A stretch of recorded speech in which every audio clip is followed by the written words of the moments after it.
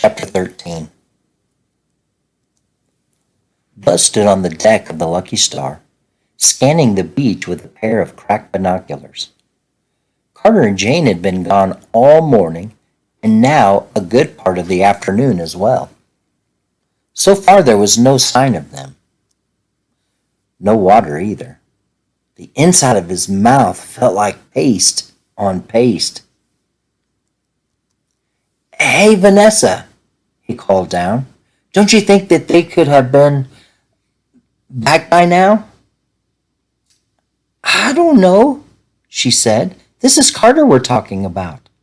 We won't be able to show his face unless he finds water." It was true, Buzz thought. Carter was stubborn that way. Still, it was hard not to worry. Once you had gotten shipwrecked in the middle of nowhere, it was pretty easy to imagine other bad things happening too. "Maybe we should go look," he said. "Just walk up the beach or something. If they're not back in an hour, we'll start looking," Vanessa said as she came out to the galley steps. "But come here. Check this out." She was carrying a spiral-bound book of maps in her hand, and she laid it open on the deck to show him. Buzz crouched down to have a look. The map in front of him was a 2-page spread with the title Islands of Oceania.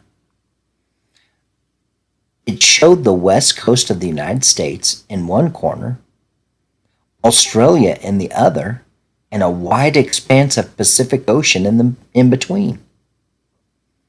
"So we set sail from here 6 days ago," she said, putting her finger down over the big island of Hawaii. On the map, it was about the size of a skittle. "And when we left, I'm pretty sure we sailed south and west." She drew a diagonal line with her finger past something called Johnston Atoll, then out into the biggest empty space of ocean on the page. "This is about 900 miles from Hawaii," she said. "That's how far we were supposed to come. I don't know how much farther that storm blew us or which way Dexter changed course, but I think we're somewhere around here." Buzz felt a quickening inside of him. They knew where they were.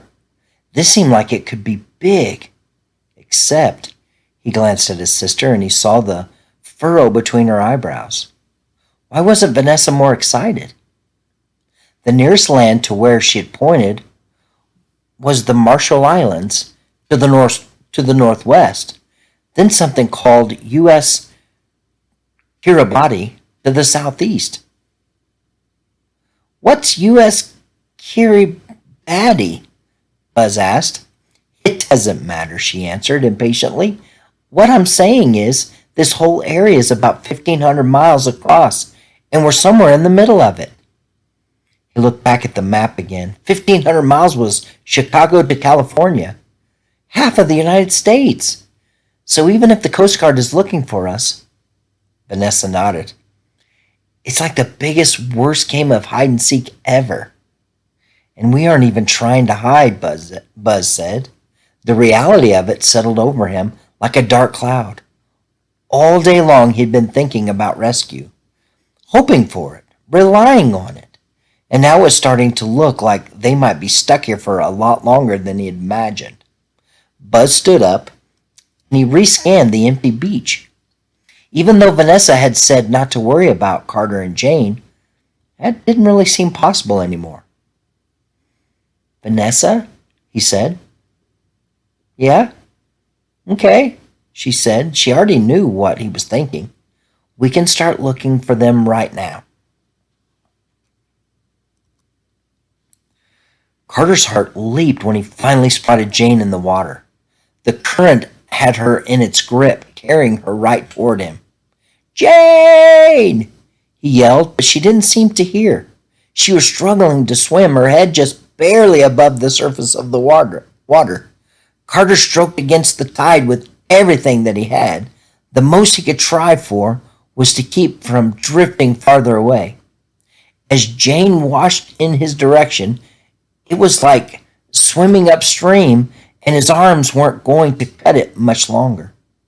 The next glimpse he got of her, she was less than 20 yards away and closing in fast, but just off to the side. On instinct, Carter stopped trying to swim.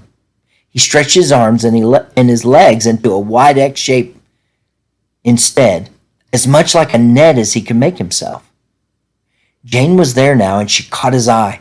"Carter!" she yelled. "Help me!"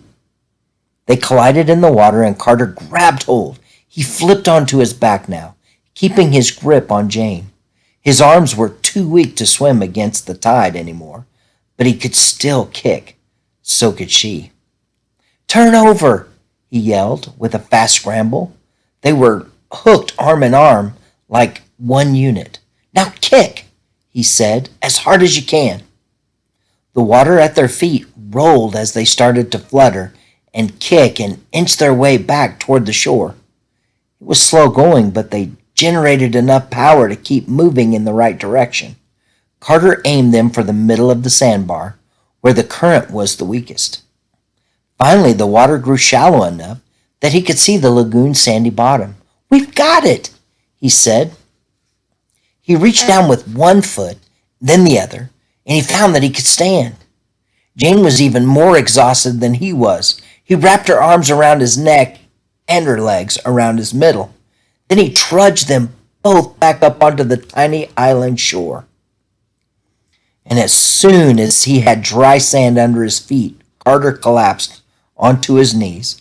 A belly full of salt water came up and burned his throat all over again. His vision blurred and fuzzed. Jane rolled off him and lay on her back, panting. "Are you okay?" he said. She just nodded. There were no words right now for either of them. Carter knew that this could have turned out even worse than it did. In a way, they'd been lucky. After several minutes, he stood up again and he looked around. The water was still rushing in from the ocean. As long as that was the case, they weren't going anywhere. "How long does it take for the tide to turn around?" Carter asked. It seemed like something that Jane would know. "Maybe 6 hours," she said. "But I think that might be too late." She was looking at the sky now, as if there were some answer up there. All Carter could see overhead was a solid gray sheet of clouds. "Too late for what?" he said. He almost didn't want to hear her answer.